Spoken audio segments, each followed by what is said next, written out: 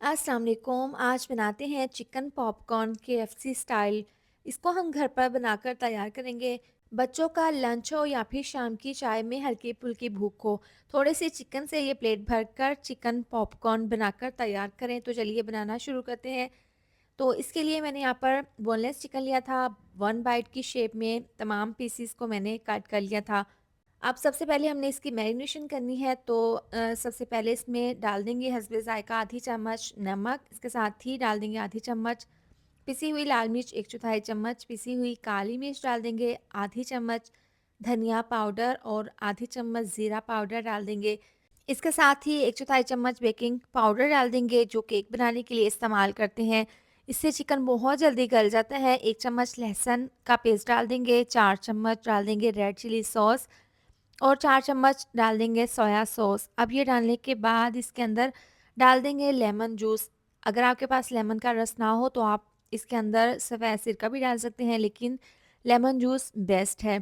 तो अब इसको अच्छे से मिक्स कर लेंगे। अगर आपके पास लहसुन पाउडर हो तो आप पेस्ट की जगह पाउडर का भी इस्तेमाल कर सकते हैं। इसको अच्छे से इस तरह से मिक्स कर लेंगे। इसको मैरिनेट करके अब 30 मिनट के लिए रेस्ट के लिए रख देंगे। अब यहाँ पर बाउल में है मैदा 1.5 कप, इसको मैंने छान लिया था। इसके साथ ही इसमें डाल देंगे चिकन पाउडर तकरीबन 1 चम्मच और साथ ही आधी चम्मच नमक डाल देंगे, पिसी हुई काली मिर्च 1/4 चम्मच, लहसुन पाउडर हस्बे ज़रूरत थोड़ा सा 1/4 चम्मच डाल देंगे, बेकिंग पाउडर डाल देंगे 1/4 चम्मच। इससे ना क्रम्स बहुत ही अच्छे से क्रिस्पी बनेंगे। अच्छे से इसको मिक्स करने के बाद ड्राई चीज़ों को, अब जो चिकन को मैरिनेट करके रखा था वो इस तरह से थोड़े से पीसेस डाल देंगे।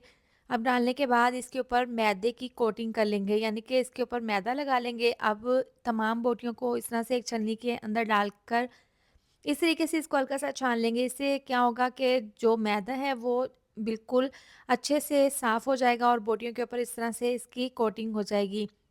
इसके बाद तमाम बोटियों को डाल देंगे ठंडे पानी में, चंद सेकंड के लिए इस तरह से पानी में इसको डिप करके रखने हैं। इसके बाद निकाल लें। इस तरीके से निकालने के बाद पानी इसका अच्छे से निचोड़ लें और वापस इसको उसी मैदे में डाल दें।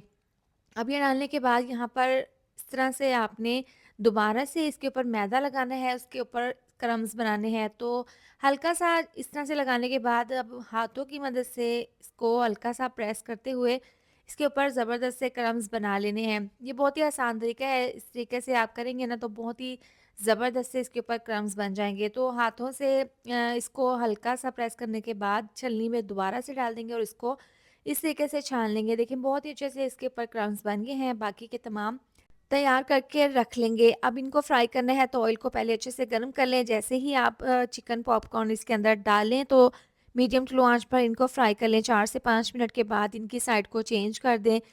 अच्छा, आप किस शहर से मेरी वीडियो देख रहे हैं, आप कमेंट करके ज़रूर बताएँ ताकि मैं आपका शुक्रिया अदा कर सकूँ। तो अब इनकी साइड को चेंज करते हुए दूसरी साइड से भी 4 से 5 मिनट के लिए फ्राई कर लेने हैं। बिल्कुल मीडियम टू लो आँच पर फ्राई करेंगे ना तो चिकन अंदर तक बहुत अच्छे से फ्राई होगा।